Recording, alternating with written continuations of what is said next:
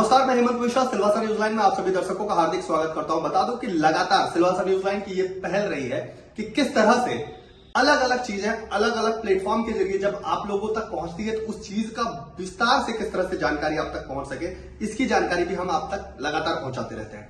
ऐसे में अगर आप बात किया जाए, सिलवासा में हमारे मित्र जो मुंबई से डॉक्टर पवन यादव, जो मुंबई की पहली ट्रांसजेंडर एडवोकेट हैं, और कहीं ना कहीं आपने इन्हें सोशल मीडिया पर देखा होगा कि किस तरह से सोशल मीडिया पर वह अपने बातों को, अपने विचारों को अलग अलग मंचों पर रखती रही हैं। ऐसे में सबसे पहले पवन जी, आपका बहुत बहुत स्वागत है हमारे चैनल में। ये सिलवासा न्यूज लाइन पे जितने भी जनता इस वक्त आपको देख रही है, मैं चाहूंगा कि संक्षिप्त में आप अपनी जानकारी आप दें, जिससे कि लोगों को पता चल सके कि आप इस वक्त क्या कर रही है। जी, सबसे पहले तो मैं आप लोगों को नए साल की शुभकामनाएं देती हूँ। आज हमारे लिए 16वां दिवस है, लेकिन फिर भी आज जब मैं सिलवासा आई हूँ तो मेरे बहुत ही जूने दोस्त हैं हेमंत जी। आज हमारी इनकी मुलाकात हुई जब हम कुछ भी नहीं थे, स्ट्रगल कर रहे थे, और हेमंत जी भी स्ट्रगल कर रहे थे। तब से हमारी एक जान पहचान कर सकते हैं।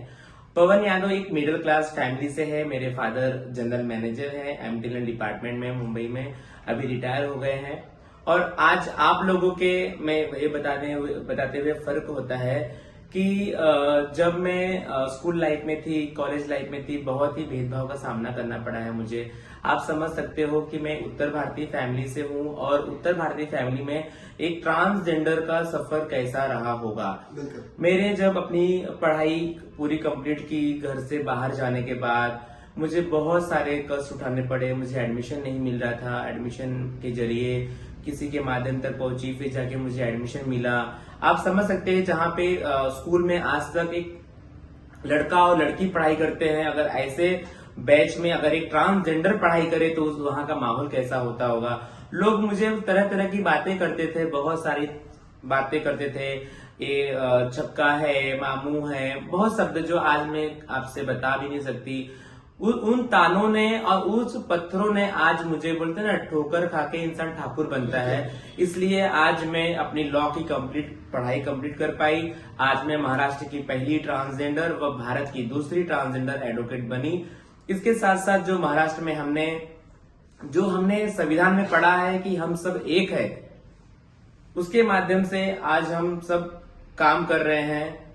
और आगे की बात हम हेमंत जी से करते हैं। पवन जी, ये चीजें तो आपने बहुत ही संक्षिप्त में, इन्होंने अपनी पूरी दिनचर्या जिस तरह इनकी बीते हुए दिन बीते हैं उसे आपने यहाँ पर संक्षिप्त रूप से बता दिया है। मैं चाहूंगा कि किस तरह से, खास तौर पर अगर बात किया जाए कि कैसे खास तौर पर लोगों की मानसिकता इस तरह से होती है कि हमने बचपन से यही पढ़ा, एक लड़का एक लड़की, लेकिन कहीं ना कहीं ट्रांसजेंडर भी हमारी ही तरह एक इंसान है, हमारी तरह इमोशन उसके अंदर भी होता है। कहीं ना कहीं पूरे विस्तार में मैं तो चाहूंगा कि इस वक्त हमारे जो दर्शक देख रहे हैं आपको, कि खास तौर पर किस तरह से आपने, जो अभी सोशल मीडिया पर हमने देखा था कि आपने प्रशासनिक जो लड़ाई होती है कागजी, उस पर लड़कर आपने अभी जो ट्रांसजेंडर लोग हैं उनके लिए भी काफी सारे मुद्दे उठाए, काफी सारे कानूनी ज्ञान जो होता है वो उनके लिए उठाए हैं। उसके बारे में क्या बताना चाहेंगे आप? देखिए, संविधान में कभी भी ऐसा नहीं कहा गया है कि जेंडर और ब्लड कोई अलग है। बाबा साहब आम्बेडकर ने जब संविधान लिखा था तब उसमें से लिखा था हम सब एक भारत के नागरिक हैं। उसमें मेल, फीमेल, ट्रांसजेंडर नहीं लिखा था, ना कोई जात पात की वहां पे कोई उल्लेख किया गया था। सुप्रीम कोर्ट ने जब 2014 में as per NALSA judgment recognise किया एज पर ट्रांसजेंडर, आज मैं कह सकती हूं कि मेरी उम्र आज आप लोग के सामने सिर्फ 8 साल की है। आप बोलेंगे कैसे? क्योंकि 2014 में हमें मान्यता मिली कि मैं एक ट्रांसजेंडर हूं। आपको कभी आपकी लैंगिकता को लेकर कभी फाइट नहीं करना पड़ा कि आप एक मर्द हो, आप एक औरत हो, लेकिन हमें अपनी लैंगिकता को लेकर लड़ाई लड़नी पड़ी सुप्रीम कोर्ट में कि मैं एक किन्नर हूं। इसलिए आज जब हमारी संवैधानिक लड़ाई रहती है, आज हम जाते हैं। मैं जब कॉलेज में थी तो मुझे कॉलेज जब रेसेस होता था, मुझे जब रेसेस जाना पड़ता था, जब मेल फीमेल सेपरेट वहां पे टॉयलेट होता था, मैं किस में जाऊं, मेल में या फीमेल में? बहुत ही गंभीर समस्या हमारे ऊपर गुजरती थी। मुझे यूरिन इन्फेक्शन हुआ है इसके खातिर, क्योंकि जब मैं रेसेस खत्म होता था उसके बाद ऑन लेक्चर में जाती थी, तो बहुत सारी प्रॉब्लम का फेस करना पड़ा है मुझे। जब मैं मेरे माइंड में आया कि जब मैं एडवोकेट बनूंगी तब मैं सबसे पहले अपने समाज के लिए कुछ करूंगी। किन्नर समाज, एक किन्नर जो वर्ड है मेरे लिए, मेरे ऊपर एक कर्ज है। जब तक मैं इनके लिए कुछ कर नहीं सकती तब तक मेरे लिए बहुत बड़ा एक अपमान की बात है। मैं खुद प्रशासन में रह के जब मैं अपने समाज को नहीं न्याय दिला पाऊंगी तो कोई नहीं न्याय दिला पाएगा। और आज तक किन्नर समाज को न्याय मिला है तो सिर्फ और सिर्फ कोर्ट ने न्याय दिया है। कोई मंत्री ने न्याय नहीं दिया, कोई विधायक ने न्याय नहीं दिया है। आज महाराष्ट्र में आप देखे होंगे कि महाराष्ट्र के गोरेगांव इलाके में पहली बार ट्रांसजेंडर के लिए सेपरेट टॉयलेट का इनोवेशन करवाया हमने, वहां के लोकल विधायक को लेके। इसके साथ साथ मरने के बाद भी हमारी बहुत दुर्गति होती थी, बहुत ही बड़ा समस्या था। आपके शमशान घाट में हमको लेते नहीं थे। हमने पालघर जिला ऐसा है महाराष्ट्र का जहां पहली बार किन्नर समाज के लिए शमशान भूमि का निर्माण किया गया। ट्रांसजेंडर आईडी, आज मेरी पहचान एक किन्नर है, आपकी पहचान एक मर्द है, एक औरत है, लेकिन हमें कोई समझता नहीं था।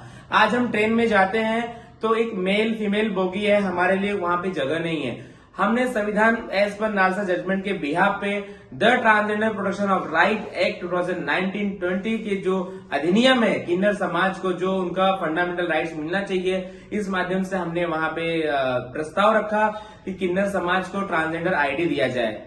हर कलेक्टर के डिपार्टमेंट से ट्रांसजेंडर को आईडी मिलती है।